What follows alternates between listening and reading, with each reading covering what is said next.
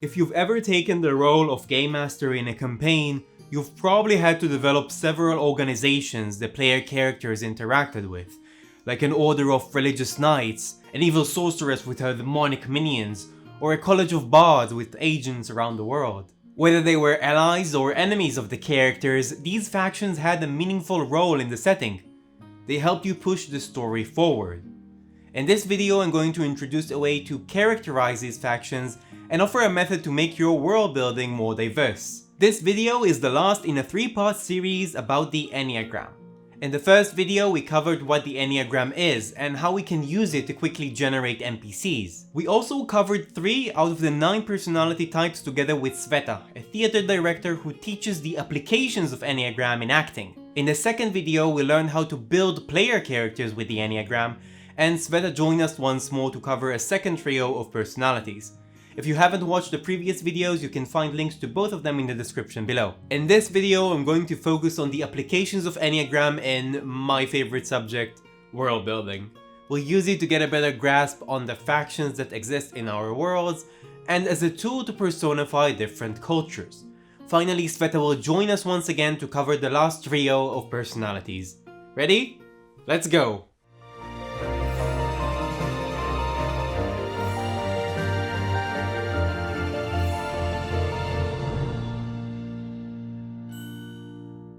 What's up, Flumphs? My name is Aviad and my quest is to help game masters create amazing experiences with their players. And today we are doing it with the Enneagram.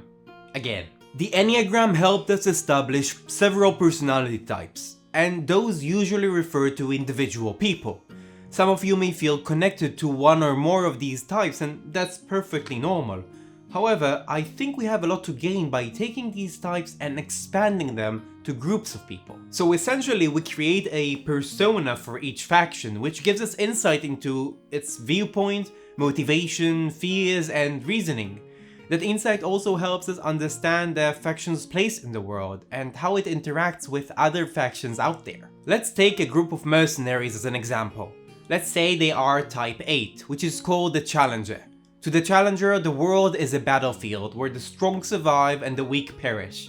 So as an organization, it would be quite competitive. They'd be very aware of other mercenary groups out there and view them as threats.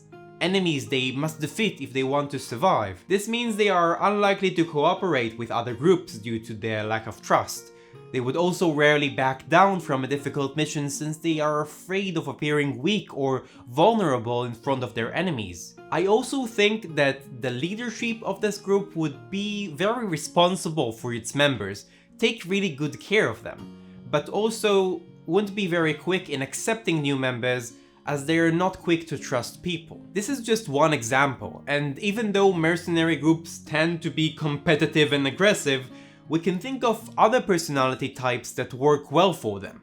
Type 1, the Reformer, could create a very lawful and bureaucratic organization that sticks with their values and avoids any shady business. While Type 2, the Helper, could form a mercenary group that accepts work at a reduced price to help an important cause, which will make them quite popular, if not very lucrative. I can keep going, but I hope I already convinced you just how powerful the Enneagram is when trying to create diverse factions. Assigning an Enneagram personality to your faction doesn't mean that all its members share that type. In fact, I think it's interesting to consider what might happen to members with a different type. Would they struggle to fit in? Would they actually thrive inside and reach leadership positions? Those questions can help us come up with interesting and believable NPCs inside our factions. We can take the same principle and apply it to entire cultures, creating unique customs that are based in certain Enneagram types. For example, Type 6, the Loyalist, views the world as a minefield, in which every step can be lethal. A society that is characterized by this type could forge customs that are meant to keep them safe in a dangerous world. So when bringing in a gift of food, it may be customary to taste it in front of the recipient to prove it's safe to eat. The gift wouldn't necessarily be rejected if this isn't done, but it may be seen as an inconsiderate move, as if they don't care about the recipient's safety. Other cultures could view that as ridiculous or even rude, claiming it's awfully mistrustful and paranoid. That kind of stigma is actually a great way to separate different cultures of your world. You can take the same personality and think how it's applied to other aspects of culture, like art, craft, or the governing system. How would a Type 6 government look like? Tell me what you think in the comments. But for now, let's jump in to talk with Sveta on the last 3 types of the Enneagram. Hi Sveta, thank you so much for joining me for a third time to talk about the Enneagram. I'm happy to. So we have quite a journey. We have covered 6 out of the 9 personality types, and now we are here to cover the final 3. And like we did previously, we're going to choose an archetype and try to learn about the different characters we can create using that archetype and the personality types that the Enneagram holds. So this time, I think would be very interesting to take another character that is very often seen in Dungeons and Dragon games, and generally a strong fantasy trope would be the innkeeper, the person that as the characters walk into the bar, they see cleaning the glass, looking at them, offering them something to eat, or they go to ask rumors off. The kind of person who may know what's going on around, often the first person they have a real conversation with when they reach into a new place.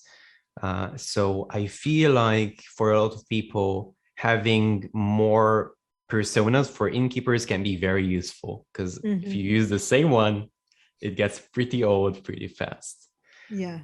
So what can we do? Like, what personality can we use? Okay. So the first one I would use is 4, which is called the Individualist. This is actually the last of 3 heart types. So this is the heart center. We've covered 2 and 3 previously, and this is 4. So the main thing that it says about this person is that he's very emotional. He lives in his emotional world. His emotions are very important. He just judges the world by what he feels. So they're like, if I feel it, that's the way it is.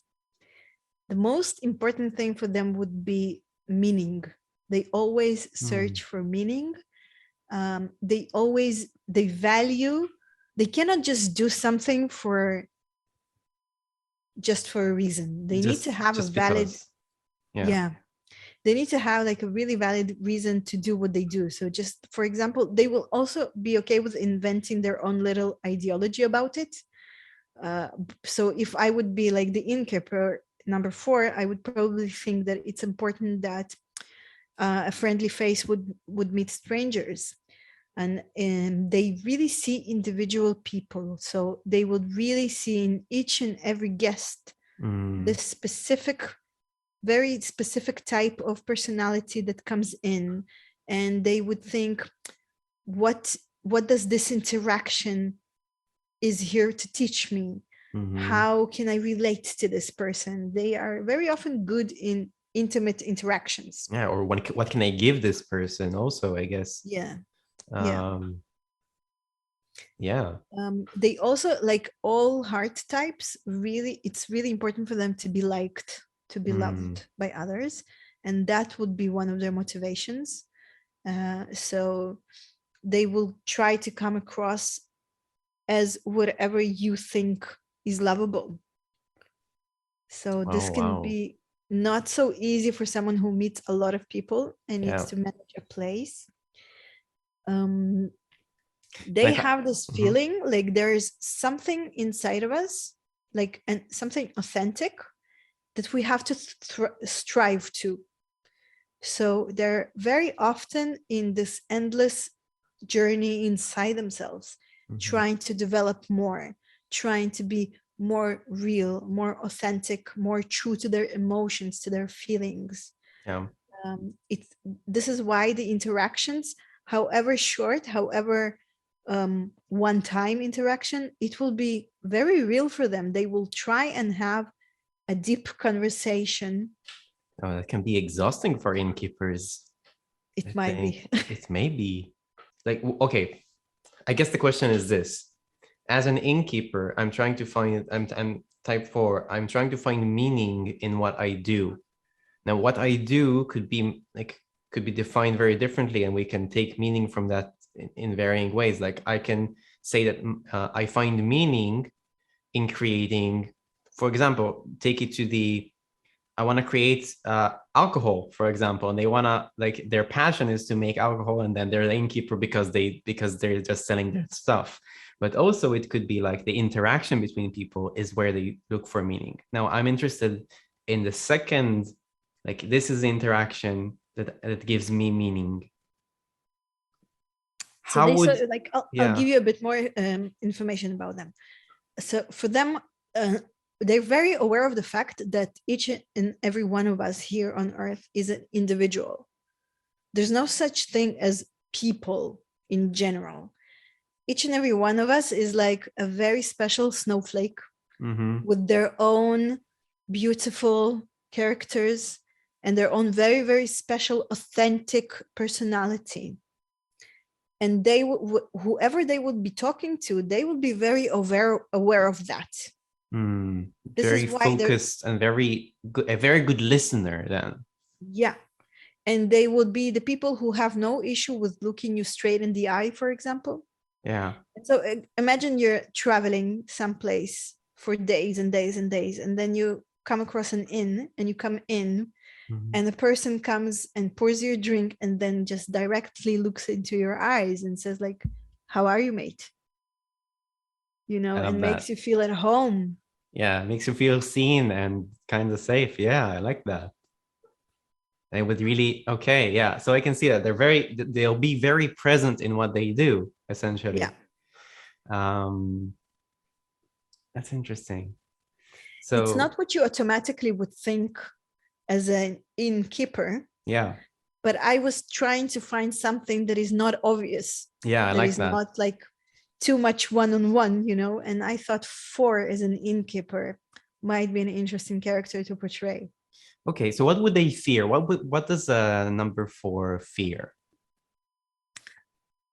I think the most scary thing will be not to be in touch with their emotions. So they have no problem with feelings, good or bad. Actually, bad feelings are their friends as well, because as long as they feel like they exist. It's yeah, they like, experience life. Experience life means feeling emotions. Yeah, they experience themselves through their emotional equipment. And so if I'm very, very sad, that's still good because I can really feel it. You know, sadness can be very strong emotion. It's when I don't feel any emotions is when I feel like I might be dead. Yeah.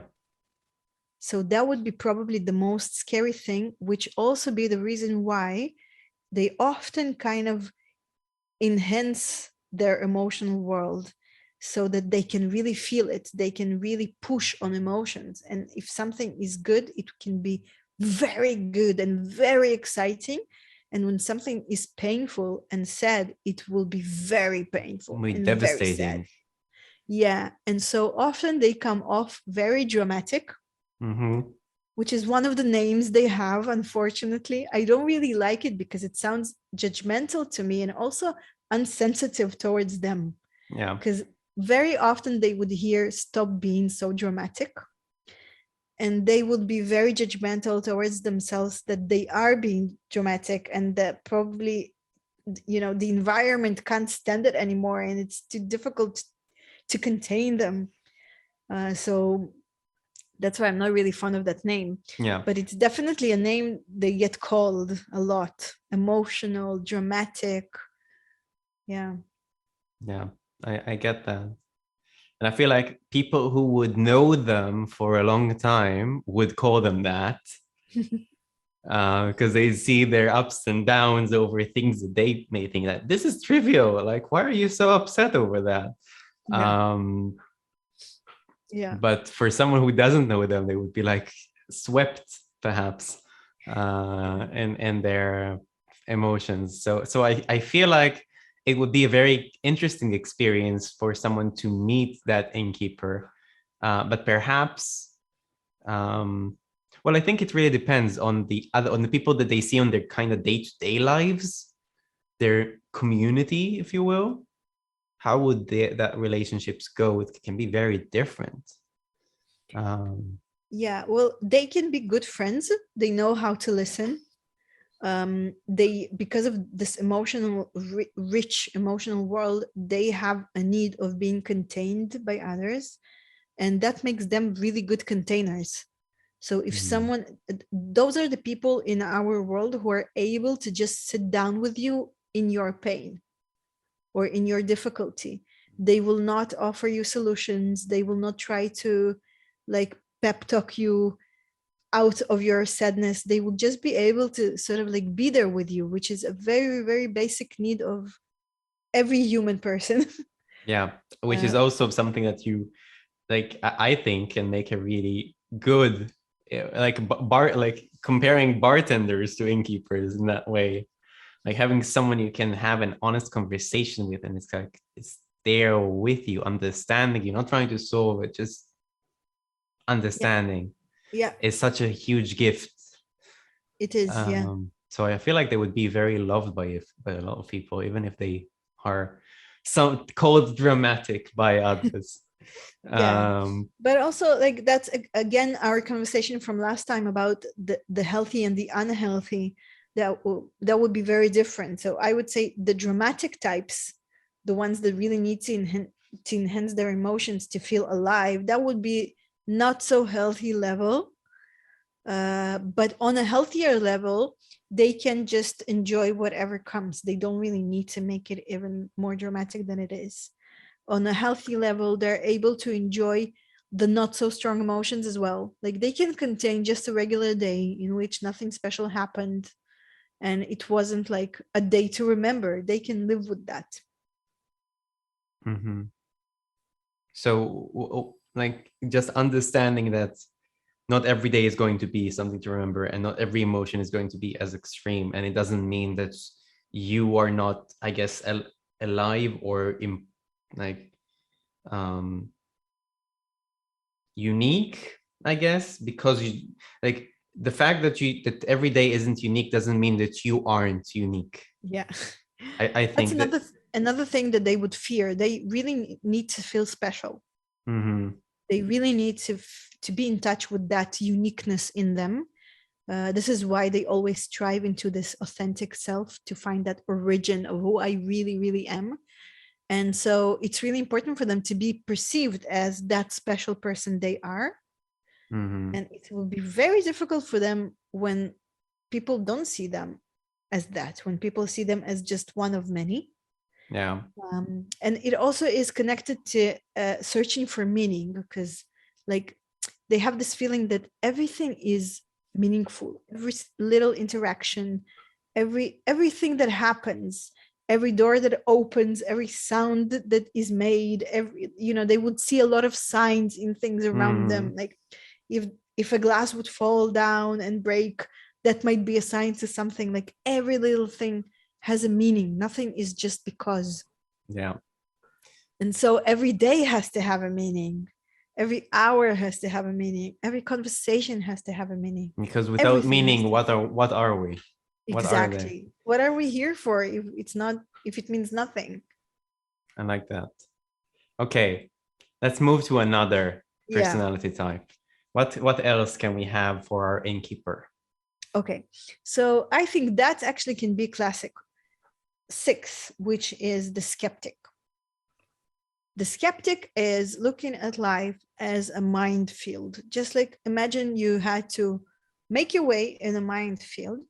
So in every step you take, something may blow up and kill you. Okay, the word is a huge danger.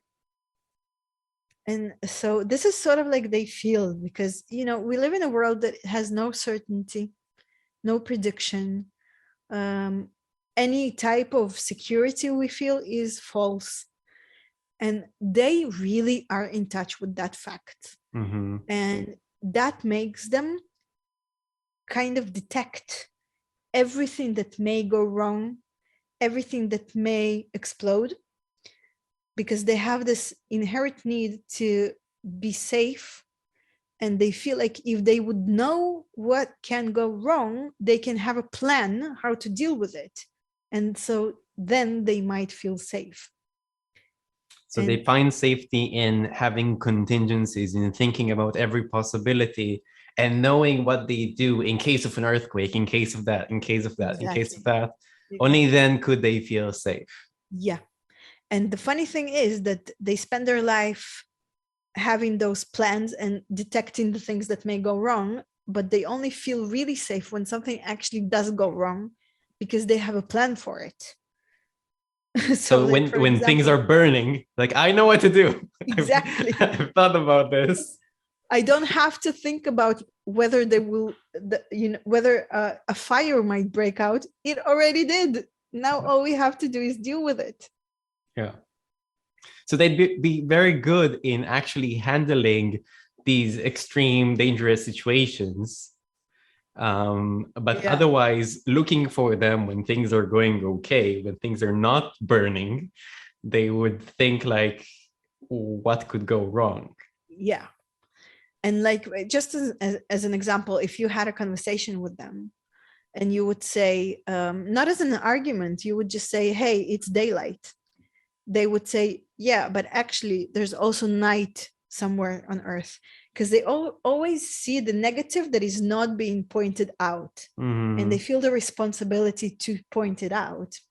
So and sometimes they come across as argumentative, but it's not really, they don't really need to argue. They just really feel the obligation of showing you the whole picture. They always see the other side that is not being spoken about.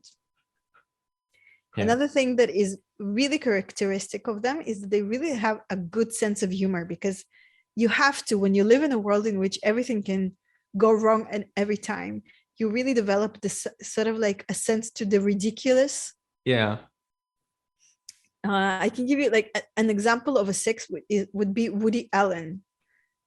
And that type of sense of humor, that type of comedy that he's making, that's very much a six, because it's based on self-humor that is like, the joke is on me and it's because I'm fearful. Yeah, like everything can go wrong at any given time. It's like, and I'm really hysteric about it. Okay. What would they be afraid of? I mean, they're already thinking that everything is going to go wrong, but they're not really, I don't think are they afraid of everything going wrong? No, but they're afraid of uncertainty. So they feel safe in situations that they can predict. Whenever something uncertain comes up, it brings out a lot of anxiety, a lot of what if, what would I do? I think the most fearful, the biggest fear is that something would happen and they will be powerless. They will not know how to deal. They will be like something bad going on and they have nothing they've prepared and they just have to deal with that now. Helpless. Yeah, so helplessness is definitely a huge fear of theirs. Yeah. So anything that is kind of unknown would trigger their kind of loop of thinking of where can that lead? They would be very hesitant, I guess. They would not be the first person to jump into the, say, as a character, as an adventurer. They wouldn't be the first to step through the door into the dark room. Yeah. So the interesting thing about sixes is that we differentiate two types of six. This is actually the only type that we can also split into two. They're completely the same, but their strategy of dealing with things is very different. So we're talking about the phobic six, which withdraws. If there's anything threatening, they would withdraw. And then there's the counterphobic, which is out of the same motive, the same fear, but they will jump into the danger in order to deal with the fear. Am I making any sense? So just like just a little, but they would jump into there's an open door and they have no idea what's on the other side and they fear the unknown. Yeah. So they want to make it known. They fear the unknown, and the way they deal with it would be that the phobic one will run away probably, and the counterphobic will jump right in. Both actions are driven from anxiety. The same anxiety, but the behavior is the opposite. They would rather deal with the threat heads on, because then it's known. Because if exactly. they step into the room, they know what's going on in the room. Yeah. They may feel like, I guess it really depends how frightened they are of feeling helpless, because I think the phobic one would be more frightened of helplessness. Yeah. Than the one that's the counterphobic that runs into it, because they don't know what's there. They may feel helpless, but they will know once they're inside. I think the example of running away wasn't very good, because it's when you have no option but to stay there, and then you have two options. You can sit outside that door and just being scared to death, or you can jump inside. Yeah. And when those are these are the two sexes. Okay. One will just kind of sit outside and shake, and the other will say, hell, I'm going in, and they'll jump in. And okay, so but these are two are the split without talking about the development level. Yeah, it's just two styles, I would say. You quite often I would meet a 6 that doesn't really look like a 6 because they are counterphobic, and that's a different energy. It's much more active. It's much more heads-on, kind of dealing with life, whereas the phobic one is withdrawing from life. I see. That's interesting. Type 6 is head type, right? They are thinking about the situations that are going to happen. Okay. Yeah, I can see that in a bartender, kind of, looking at you as you enter, scanning you, kind of seeing who you are, trying to perceive if you're a problem, if you're going to, like, if you have a weapon, he's going to kind of squint. If you're like a person who is not used to seeing, he would kind of look curious, maybe suspicious of you. I guess it would be very informative, like on the when you talk to them, like giving you all the options, all the possibilities, because they naturally think of that. They can get very lost in thought at times. They could. Yeah. They're definitely trapped in their heads very often. Okay, we're starting to run out of time, but I want to get to the final type. So let's jump into the next one. What's the final one for us? So that's the last one. We've actually done all 9 of them except this one. The 9th is the last one. Type number 9. We call him the Peacemaker. The Peacemaker. The Peacemaker. This is the type that really values harmony. They really are aware of how all of us, all of humankind, everything that is in nature, we're all connected. We're all one. The universe is connected. The living world is connected, and we influence each other and we depend on each other. And it's really important that we will be in harmony. So that's sort of like a main thing for them. They really hate conflicts, and they will do a lot to avoid being in conflict. And it's sort of like an ego with no ego. So in order to avoid a conflict, they would often feel like they have no ego. And they would, if you and I would try to decide what do we want to do, I would say, I really don't mind. Let's just do whatever you want to do. So they kind of cancel their own will to avoid any possibility of confrontation, of disagreements. And I think if you would ask them if they cancel their own will, they would, I don't think they will be aware of it, but they will say, I just don't I don't think it's important enough to have a conflict about it. Mm-hmm. And there are so many things in the world in which we fight against each other and we have conflicts and we like argue a lot. And most of them, the most majority of it is not important. The moment something really important arises, I will stand my own ground, you know, but yeah, and that's what they say. That's what they say. Yeah, that's what they really believe. They think that that's what's going to happen. But this habit of avoiding conflicts and going your way every time, the thing that happens is it detaches them from their own will. So at some point, after doing that a while, they would like to know what is it that they want, but they're already out of touch and they just don't know. Oh, wow. Are they the kind of person to believe like anyone who's in conflict with each other would they will get along if they just sat down and talked about it and that's people exactly try to understand what I'm talking about. Right? It's like if only you talk and try to understand each other, you would not hate each other, while in truth some people have very opposing agendas and there is nothing you can do about it. Yeah. But one of the strengths is that they are very natural mediators. So they would sit, two people would argue and they would say, you're actually, the two of you are talking about exactly the same thing. I can see a way that is a middle way and it will work for the two of you. So they make good diplomats, you think?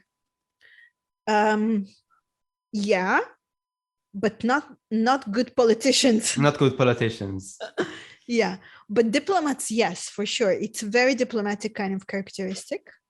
Some people say that Barack Obama was is a 9, you know, in the terms of just making peace all the time, really finding a way in which all of us can get along. Yeah. Okay. That's interesting. So I think as an innkeeper, this can be a very friendly, pleasant person. I think that inn can be like a safe haven of non-conflict world. Yeah. Like no weapons allowed. Yeah. Kind of like everyone is welcome. Yeah, no matter we're all equal. All equal. Yeah, I like that. Like no ranks, no status, nothing really. Everyone's invited. Everyone's exactly. Can be a part. You know, I would like in my fantasy, they're all doing yoga at some point. Mm-hmm. Like meditation, yoga, inviting people to meditate with them. Yeah, there's like a sign says noon meditation. You're all welcome. Oh wow, I love that. Maybe a lot of pets too, because you know we want to get along with every resident of the world. Like maybe they have some pets that others would consider pests. Maybe they have like mice, and they're like, no, they're like they're also a part of the world. We accept them. It's kind of comic. Like there's a comic state for that characteristic that I really like. Yeah, and they're lovable. Everyone loves them. Yeah, of course. Why wouldn't they agree with everyone, right? Whatever, like they agree, they support. I think like they because they automatically kind of cancel themselves, they find evidence to kind of support whatever the other one wants, and they just okay. Yeah. Cool. And so this really brings me to like a little bit of the dark side of them, because they're so used to kind of going other people's way that at some point, if there is a conflict, they want something and the other person is not sensitive towards it, they can become really passive aggressive about it. Like they would say, okay, but not really mean it. And there's a tilt point, usually at 9, that if you would bend it a bit too much, a lot of aggression can come out. And that's actually the anger that's been suppressed all of those years, the anger at everyone else, the anger about myself, not really guarding my own boundaries, not really going with what I want. All of that is being suppressed. And at some point, it might just explode in this rage Yeah. When one little thing was just a bit too much, and they cannot contain it. I can also feel like another character, Innkeeper 9, who like kind of got into the inn, into running this place, not because they wanted to, but because they couldn't say no to it. Wow, that's very much like them. Yes. So they kind of feel stuck in that position, but they do it because they want to please like someone, like essentially please someone, not necessarily please someone else, but maybe so. I don't know. Just because they like were to accommodate someone else's needs. Yeah, for sure. It's very accurate of them. So I feel like that could be very kind of sad a bit too. If it's very obvious too, that could also be quite sad. Like someone who's very I don't know, talented, for example, in some other field, and they're just kind of stuck doing this because they've told someone they do it, or they'd agreed to it, and they're not really following what they want. They might have even, sometimes they agree to do something, and as they agree, inside they scream, no, why? No, I don't want to. And still they do it. Can be quite tragic. Because not doing it would induce conflict. Yeah, exactly. So I guess like in higher development level, they do accept some level of conflict, like understanding. Yeah, they can definitely become friends with, once they understand how important it is, they can definitely become friends with having a conflict. And also what you and I conflict, it's not exactly what they conflict. Like for them, whenever there might be disagreement between us, not necessarily that it actually is there, but if it might be there, they can already call this a conflict. Mm-hmm. When for me, a conflict is like head-on fight. That's a conflict for me. Screaming, like shouting match. Yeah. For them, it's like a disagreement, or even just like saying that I want to let's go out for dinner. I want to have Italian, but I want to have Chinese. So that's enough for them to be called a conflict. Mm-hmm. So on a healthier level, what they do is that they really understand and embody the option of just being in good relationship, even though we have a disagreement. It's fine. It's okay. We can survive it, Yeah, it doesn't mean that we are not all a part of the same, like same world, same society. If we disagree with each other, I can see that. I can see that. Listen, I really have to go. Yeah, okay. I understand. Sveta, thank you so much for joining us today, yet again, for the third time. Last video covering all 9 types. That's so awesome. Well done. Yeah, well done, us. And we really hope this was useful to you at home watching this. Let us know in the comments how that felt. Sveta, just tell us very quickly, where can people find you and what you do? The most effective thing would be on my Facebook page. And whenever I have a workshop, I'm advertising there. I'm having a workshop in January on Tuesdays evening. You're welcome to just PM me and I'll give you all the details about it. It will be online for Tuesday evenings during January.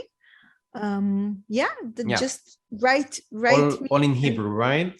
Just making sure. Although if enough people in English would want it, then I can definitely open an English workshop as well. Okay, so you've heard it, folks. Just if you're interested, there will be a link in the description for Sveta's Facebook. Write her messages, and maybe she'll open a new workshop for you all. Sveta, thank you so much. I won't hold you any longer. Thank you. Thanks everyone for joining us. Bye. Bye. Thank you, Sveta, and thank you, good Flump, for watching. I really hope those videos are useful to you. I don't always know how well they'll be received, but I feel like there's real value in this mini-series, which is really why I'm doing this. If you have any questions or thoughts on the Enneagram and its applications, Sveta and I will do our best to answer those in the comments, and maybe even turn them into a video. I want to create content that is useful to you, so commenting on these videos helps me do that. One comment I'd like to highlight was made by Conade Lassina, who mentioned that there are other personality typologies we could use, including cognitive behaviors and Myers-Briggs type indicator, also known as MBTI. I am far from being an expert on those, but I'm definitely curious to learn what they can bring to the gaming table, so you may see some videos on those in the future. I would like to give a huge shout out to my Flumph patrons. Without your support, doing this would be a lot more difficult. For those of you who don't know, I create third-party D&D 5e content, including adventures, spell compendiums, monster collections, and regional handbooks. If you want to put your mage hand on those, patrons get a considerable discount on everything I made and will make. You can find links to Patreon down in the description.